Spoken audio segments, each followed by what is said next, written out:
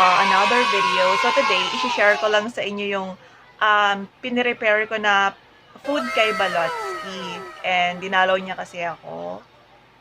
Mga 2 months na rin kaming hindi nagkikita. And yun, na-miss nyo ba ako? Hindi. Ayun.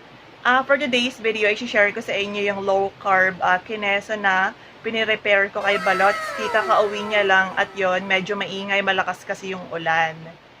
Yon ang ate nyo ay medyo nilamon na ng K-drama, kaya ganito ang ating peg ngayon. And yun nga, dirty low carb food lang to na isi-share ko sa inyo dahil si Balotsky ay meron na siyang pinoprotektahang body goals. Diba? Katulad ko. De, joke lang. Yon, dirty low carb lang tayo kasi medyo mahirap mag-strict.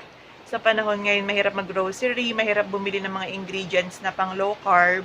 Magluluto ako, nag-prepare ako ng pork dinakdakan tsaka stir fry or sizzling hotdog recipe without the sizzling plate.